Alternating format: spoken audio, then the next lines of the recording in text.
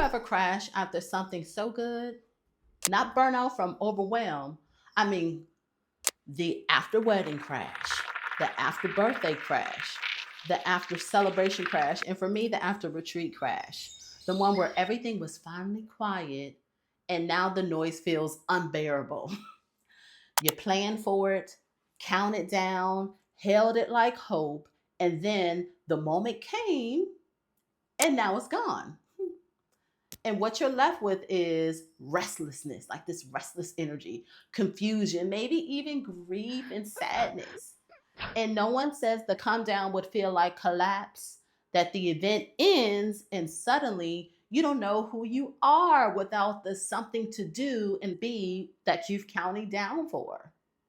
So if you've spiraled, had a panic attack, or had an argument with someone after a really fun and amazing event, after something beautiful, beautiful celebration, a beautiful party, then this is for you. We're going to name the crash, reclaim your return, and show you the shift that helped me stop losing myself when a good thing actually ended. So here's the thing. I just came back from retreat. Silent, sacred, still. And then I walked back in my house. After a few moments, was already rage scrolling, yelling at my kids, angry that the house is a mess, stuff everywhere, barefoot in the kitchen. And I was wondering how I lost everything that fast. How did I lose my stillness? How did I lose that fast? I don't even know. Like, I'm still actually trying to figure it out. That's why I'm doing this video, because I don't know how I lost it that fast after returning from retreat. But here I am. Because it's not that retreat didn't work. It's that the return from retreat is the real part of integration that no one actually talks about. Retreat self and real life self, they're not opposite, they're not imposters, they're both you. It means knowing who just walked in a room and learning how to welcome them back. Because retreat me is different from home me, is different from work me. So stay with me. This may be the conversation that actually helps you to come home to yourself too. So here's what happens, right? Your nervous system finally touches peace. For me, it was retreat. Calm, peaceful, quiet, serene. And then it gets slammed, punched in the face almost. Back to overstimulation, noise, tasks, screens, deadlines, to-do list that just doesn't end. And you can't metabolize that kind of whiplash. It's too much happening, right? That kind of spiral. And it's not because you're weak. It's because your system never learned how to re-enter and how to recenter. The mind plays tricks. You've heard that, right? The mind plays tricks on you. Retreat you was not a lie. Mom you is not a failure. Boss you is not too cold. You think soft you is too tender to survive the week? Think again. It's not too tender to survive the week. I can't even talk now either. Everything belongs together in this mixed up world of truth. There are many yous, many selves, many different personas, personality, all inside that are all demanding your attention at the same moment. You are one human, trapped inside of environments that demand performance, different energies, different causes, conditions, circumstances that make things different in your life. So it's a lot of different stuff happening all the time. If this landed so far, hit subscribe, and not for the algorithm and not for me, for you, so that this stays in your feed when you need it most, when you're coming back down off of that adrenaline high from that celebration. And the next time you're returning from an event, you can have this waiting for you to remind you how to actually return home. Because retreat work is not a fantasy. It's not a fraud. You're not a fraud. It's you, and you're just breathing in different air, different energies, different environments. And it doesn't mean that stillness and chaos cannot be together. It just means that building micro rituals and building micro returns are ways to breathe in that sacredness into the actual storm that exists in our life. And if you are still here, you already doing it. You're not crashing. You're just waking up mid-fall, mid-survival, which means you still have the will. So well done. So let's name it. We name it to reclaim it. That's what we're going to do here. Because this isn't about to-dos and things that need to get done. This isn't about routines like drink more water, even though I need to. Journal yourself into a situation or manifest your way out. It's not that. You don't need another tool, honestly. You need a reentry strategy that honors how intense it is and life that profits on pain and panic.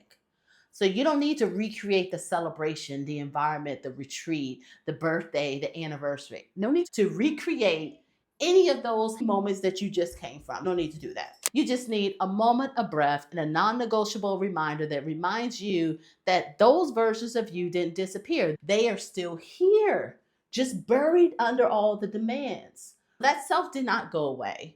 It didn't go away at all. The self is still here. It's just another version of yourself. So stay with me. Even if this gets confusing, stay with me. Don't force mom you to act like retreat you. Don't force boss you to sound like beach you. Don't force dad you to sound like husband you. They're all different. They're all different. Instead, ask, who's here right now? And what do I need to be welcomed back? And that's integration, not perfection, but presence. Because you're going to spiral. You're going to scroll on your phone. You're going to get angry. You may get upset and cry or stress or have anxiety. You may do all that. Why? Because that's life. But you can still catch the blackout. And you can catch when you disappear instead of shaming it or trying to push it away. We can interrupt it, name it, and then claim it to say, I'm here. This version of me is here. All breath, heart, mind aspects in this moment is still here. Not fixed, maybe not even perfect, but still present. And that's actually what matters. So this isn't about being calm all the time. It's not, right? Kumbaya, all that is not this. This is about bringing your consciousness back online so you can not just feel good, but feel good with whatever you is here right now. Because those yous who've been into those parties and in those celebrations, they're not gone. They're not gone.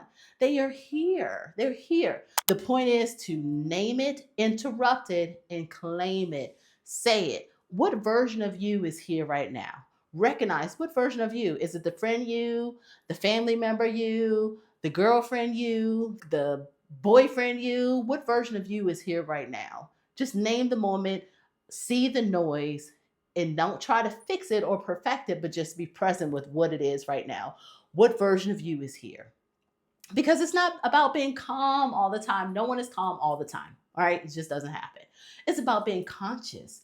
Conscious when you come back online. You don't have to feel good. You just have to feel and be here. And that version of you, the one who left, they're not gone. They're not gone at all. They're just waiting for you to notice. That's all.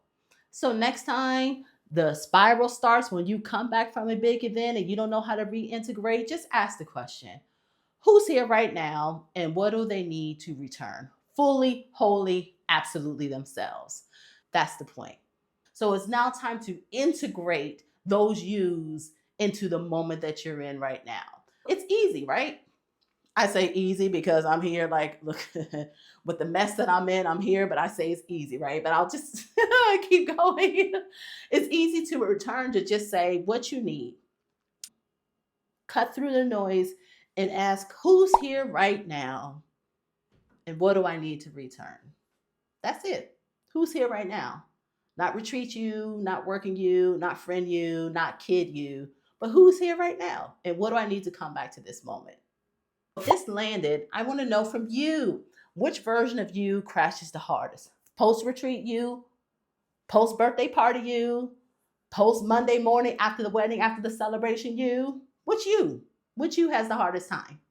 Drop it in the comments, not for clicks, but because naming it is the interruption. And honestly, it might be the lifeline that someone actually needs to hear today too. You're not here by accident. If you want to know how to build a reentry ritual that actually holds in real life, check out the next video. I'm going to link it in the comments so that you can see it, and I'll meet you there. Off the cushion, in the chaos, with tools that actually last. In the version of you that's learning to land, to hold, to integrate, and actually be still. So I'll see you next time. I'll meet you there.